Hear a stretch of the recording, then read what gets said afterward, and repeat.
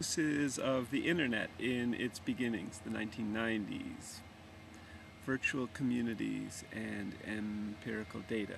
I'm Scott McLeod, and it's July 3rd, 2007, and I'm going to talk some about how the internet was used as it became popular for community reasons, and then to some degree what the empirical data is, which was in large part asking, was the internet a tool of alienation and isolation, or did it increase sociability, or what were the effects on sociability? Knowledge about the internet. There are a lot of myths about what technologies are doing to society, and people don't know but have opinions. The internet in the mid-1990s was widely diffused in society, especially in the US. The World Wide Web was commercialized in December 1994, and in 1995, the first year, there was widespread use of internet communication. Internet users. The first survey at the end of 1995 showed there were 16 million users. In 2000, it was way over 400 million worldwide, and in 2006, it's between 600 million and a billion plus.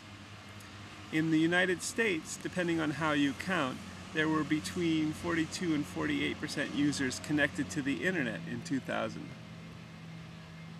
In 2006, it's around 70%, 232 million users out of 301 million people.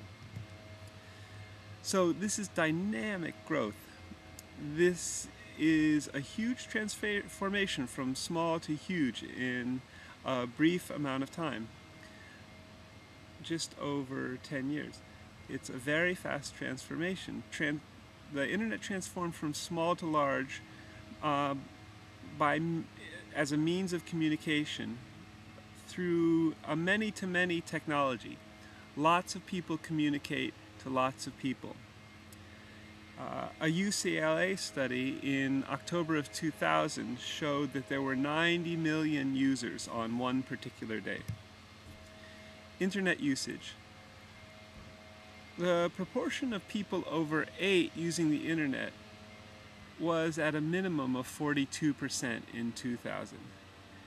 In US projections for 2005, in 2000, the assumption was that there would be at least 75% of individuals connected, and it was about 68%. So from 1995 to 2000, internet use jumped dramatically. And now, in terms of children, nearly all children have access to the internet from the age of 3 forward. The internet is a many-to-many technology, and that is critical and what's unique. So TV and radio are one-to-many technologies. The telephone is a one-to-one technology. The World Wide Web is a many-to-many technology. It's both global and it's chosen. So it's global in that every country, or nearly every country, has it, and it's chosen because it's not something that a state or a government, in a way, imposed on a people. It's both synchronous and asynchronous as well. So synchronous in the sense that it's in real time, it's a real-time worldwide communication network, and asynchronous, one can be offline and get one's email later. Virtual communities.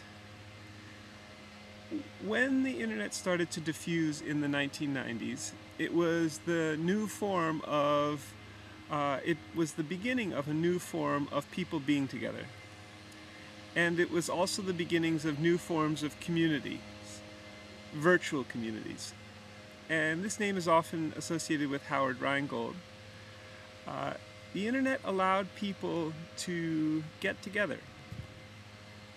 Virtual communities were based on free communication, and it led to the building of communities and the breaking through of isolation. So people were able to find people like themselves online. The opposite view of this holds that the internet alienates people, that time online is isolating, and that the internet is a world of perverted, lonely people. A series of studies have been conducted to look at this. And what these studies have found is that people use the internet for personal meaning.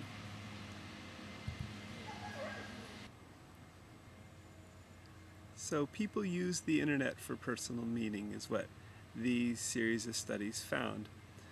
On the internet, people play out life roles. Sherry Turkle's book, Life on the Screen, provided an analysis of chat rooms and looked at questions of building identity online, particularly multiple identities. People pretending to be someone else. And for example, there was the possibility of being 5 different people. And that this was, in some ways, an escape from their life and an expression of what they want to be. And that there wasn't any inhibitory sort of limitations. Turkle offered an original analysis of these fake identities. The internet as an escape? The notion that people escape from lives as they are on the internet has been widespread. That people express what they want to express. Psychoanalysts adore it. No inhibitions potentially on the internet. The 1995 New Yorker cartoon where there are 2 dogs on a computer and one says, "You know, the good thing about the computer is that no one knows you're a dog." So there were 3 views of the internet. There were primarily 3 views of who used the internet in the late 1990s. 3 visions of people using the internet. First, there was the 1960s vision, flower children culture online. And second, there was the image of weird perverts, that communication instead should be face-to-face. And third, there was the idea that normal people were living out fantasies on the internet. And the problem with these 3 myths was that no one had looked at the data. The important thing is to find out what is actually happening on the internet and to get a real view of what is really happening on the internet. So the media has contributed to these myths. The media has obscured the issue by jumping on bad news. Bad news, of course, sells. Again, 3 profiles in this media portrayal. First, in virtual communities, everybody can form his or her experience online according to preferences, sociability, and solidarity. And second, the World Wide Web is an instrument of personal isolation and of social deviance. If they're not now, they will become so. This is the dominant view of the media, the internet as an alienated view of the masses. And third, that it's an instrument of role-playing, where one can build fake identities. Well, this is a little boring. What really happens? Sociological studies of the internet. So there have been a lot of good sociological studies from different countries, the US, England, and quite a few others. What's happening? Not much. People are using the internet to adapt to life. They are putting online what they want to. People twist and adapt to life, or to the internet. Sociability on the internet? People's sociability on the internet Well, there's a need for concrete statistics, and there are a number of sources today that offer these. The Pew Center, Internet and American Life Project, the Congressional Internet Caucus for Political Statistics, the National Center for Education Statistics offers interesting data on children's use, and the Internet World Stats. You can search for each of these and find interesting statistics. Uses of the Internet, patterns of sociability. The questions that many of these researchers in the mid to late 90s were asking was, how much do Internet users meet with families and neighbors? And does the Internet weaken ties? And what do people do when meeting? And what are the activities that one does on the Internet beyond work? The Pew Center did a number of studies from 1998 to 2000, and what they concluded was that the use of the Internet was either unrelated to social interaction or positively related to increased social interaction. The Pew Center made a comparison. They compared Internet and non-Internet users in social behavior. What they found was that Internet use and telecommunications reinforce each other, and that there's no relationship whatsoever to actual changes in patterns of sociability. Boring results. Sociability and the Internet. They examined all uses of the Internet at the same time every day, comparing those who have Internet and those who don't. Those who had fewer friends still had fewer friends. The only positively related correlation was when you have Internet access, you spend more time on email. But this doesn't take away from friends, and no other differences in sociability were found. In a Pew Internet study in 2000, they observed that the data showed that the relationship to the Internet is being patterned, people's relationship to the Internet is being patterned around life. This is a completely different view from the media, which says the Internet eats you up. Instead, the Internet conforms to lifestyle. So patterns of Internet revolve around decisions of life.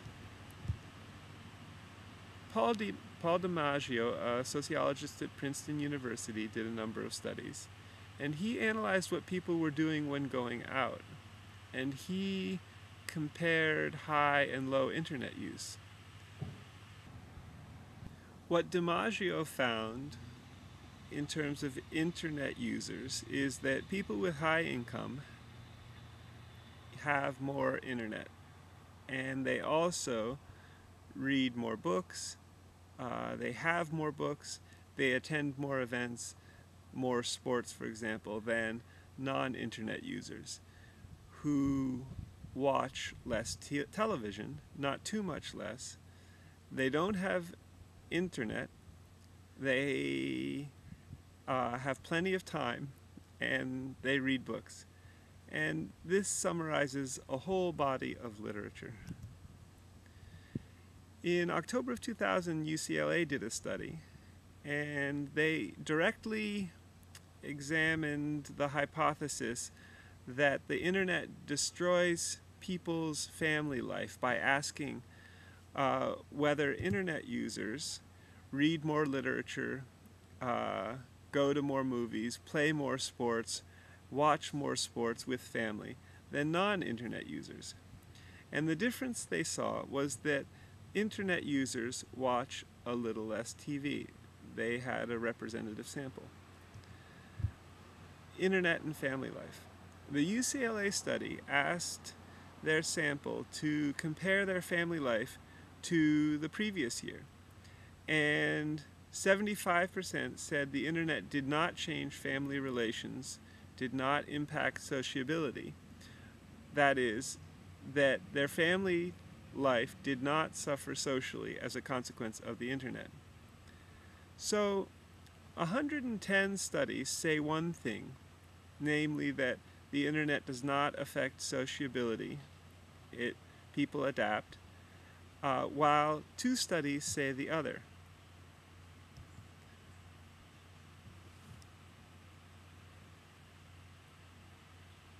Before getting to those 2 studies, Barry Wellman at the University of Toronto did 2 studies with National Geographic, or one with the National Geographic magazine and one on Netville. Barry Wellman is a leading sociologist in the internet area. He analyzes networks. He works out of his net lab at the University of Toronto. And Wellman, in 2000, in the National Geographic study, got National Geographic and their readers' users to cooperate at answering a questionnaire online and offline. And he was asking, how does the use of email and web-related work relate to friends, family, and social interaction? Wellman, in his 2000 National Geographic findings, surveyed 40,000 users in North America, and the study found that the use of email added interaction to face-to-face interaction, added interaction to letter interaction, phone interaction, and did not substitute for these. The study also found that that internet use was separate from and not a substitute for social interaction, and led to more overall social interaction. Wellman also carried out a study in Ville Canada. The Netville study focused on a Toronto suburb, which was the most wired in the country at the time.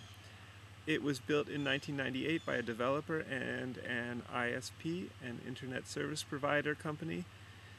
It was an experimental place where lower middle class community members were offered free access to fast internet, and with a new method of access, they could have constant access to the internet.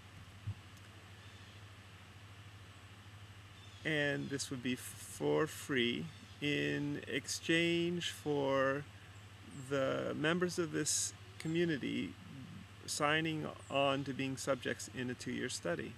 65% of the community accepted. And he studied what happened, or the study looked at what happens to social life of those with the internet and those without. The Netville study conclusions show that higher number of strong ties with people occurred as a consequence of fast access to the internet. The Netville study also found that a higher number of weaker ties with people took shape as a consequence of access to the internet. It also found that a higher number of neighbors, that an increased knowing of neighbors occurred as a consequence of the internet, and that internet use correlated positively with intensity of social interaction, physically and at a distance.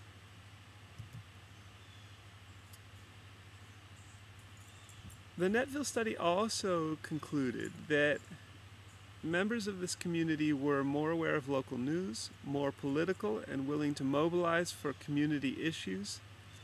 The study showed that access and use is positively associated with community involvement and political involvement, and that globalization also occurs as a consequence, or glocalization, a combination of globalization and local processes occur, that people in this community started to engage with issues beyond the community, both nationally and internationally.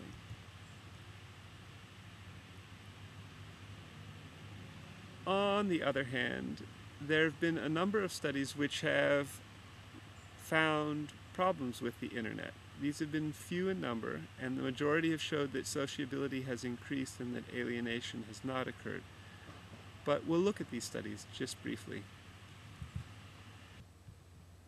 Norman H. Nye and Lutz Erbring did two studies concerning internet and sociability.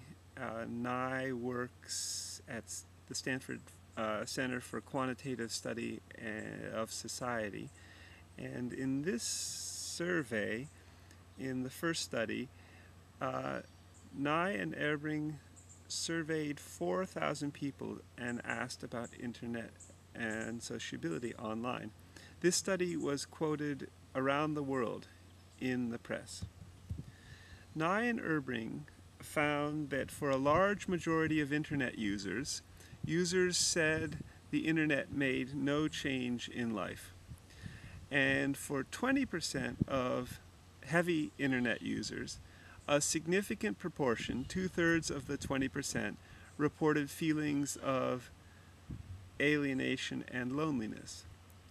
They rated high on an alienation index. But this is only one small fraction of heavy internet users. Bob Kraut's research from 1995 to 1997 in a study affiliated with the Carnegie Mellon University in Pittsburgh, Pennsylvania. It was a limited, well-designed study. They looked at 169 households. Psychologists gave a new computer to households without a computer, as well as internet, and studied what happened.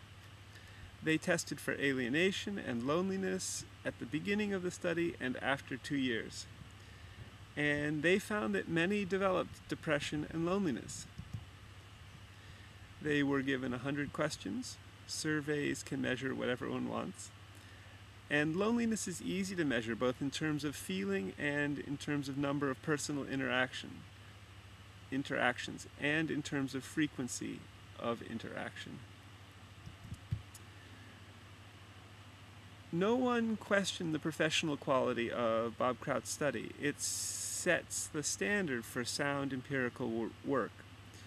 What were the results? Well, a lot of effects aren't seen because the internet was so new at the time. This study didn't account for the significance of first use of a computer, for example.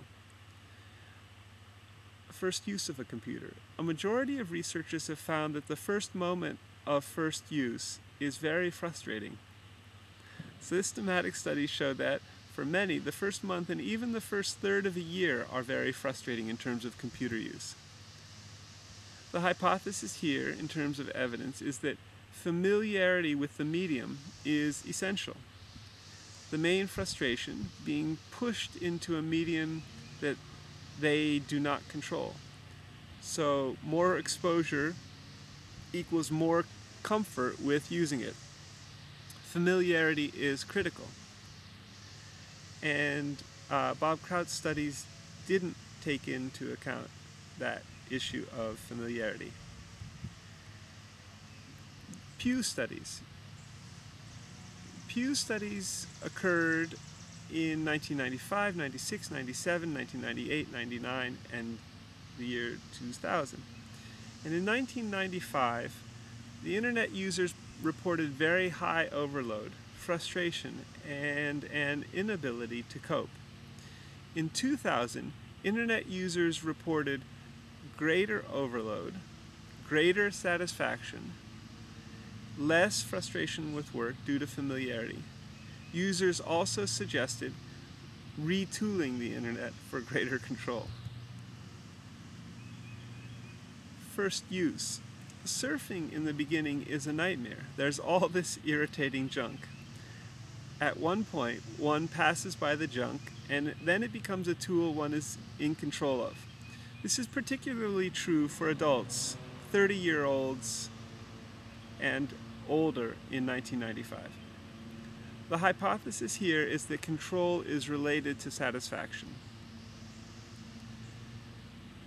Norman Nye and loneliness, his second study. In the other study by Norman Nye, the main finding is that the internet creates alienation and loneliness. But the study found that heavy internet use corresponds with loneliness and causes feelings of alienation on top of work. Being online, after all, was a sign of professional responsibility. Initial heavy internet use. But in later studies, people reported that they were less lonely than before. Internet use and loneliness, in conclusion. What we know more or less is that there are some internet use situations where people report diminishing sociability. But by and large, there's no relationship between internet use and loneliness. The bottom line is that what technology does to life depends on changes in an individual's life. What technology does to people's lives is make possible the changes they bring to it.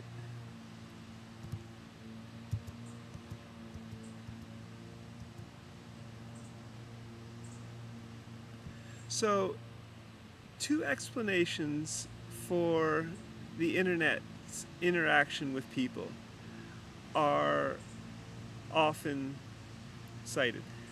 Technology comes into people's minds and shapes them. And secondly, the other version, people capture technology and become super people. What actually occurs? What is the relationship between technology and people's minds? Well, the reality is that people are part of society. That interaction with the internet depends on what kind of social interaction takes place already. What criteria for studying sociability have been used? Well, the following criteria are usually used to measure social interaction. Family ties, close and distant, friends, weak and strong, acquaintances, neighbors. Changes in sociability patterns. What have been changes in sociability patterns in society? Well, historically, people you seek physically are most important. The family was fundamental, as was extended family. Through industrialization and urbanization, sociability that was place-based started to lose importance. There was a shift from local to selective communities of friends and acquaintances. Telephone and transportation, for example, changed this. And the family changed too, in that extended family lost importance, and the nuclear family emerged in importance. In the last 20 years, but particularly in the last 10 years, many researchers have observed different patterns. That there is an increasing individualization of social relations. More and more people build themselves as individuals. Big families split up. The traditional family. In the US, if you had a traditional household pattern, for example, mother, father, and 1.8 children, kids from different families are okay, for example, adopted. This was the family portrait. What percentage does this model represent? Well, in 2000 it represented 23%. 25 years ago, in 1975, this represented 50%. It's not that families are disappearing, they are different. E.g., for example, you might have a gay couple with a Costa Rican adopted child and an unusual kind of dog. Sociability and networks. Sociability is reconstructed around networks of individuals with common interests. We have shifted over time from a notion of place-based sociability and a notion of work to other proximity-based patterns, to a network of individuals who choose to be together for common interests to create networks. The internet allows people to be together to create flexible associations of networks through flexible multiple technologies. Within the network society, individualism is not less, not more. Family patterns shift and lead to strong ties and weak ties. People, friends are local and far flung, and we're still physically connected, co-workers, neighbors. Scalability. Within industrialization, the limits of scalability started to lose importance. Transportation, telephone, and other related technologies were important for this to happen. The internet is scalable and extensible in a very large number of ways. Family and the individual. Within individual industrialization, the nuclear family emerged, and extended family became less important. In the last 10 to 12 years, sociability changes. There's a rise in individualization, and families are reconstructed around the individual. Individuals. Now we have networks of individuals who select to be together for a reason. They stay in touch, but are not close all the time. They form flexible, multiple communication networks. Not less, not more, social, just different.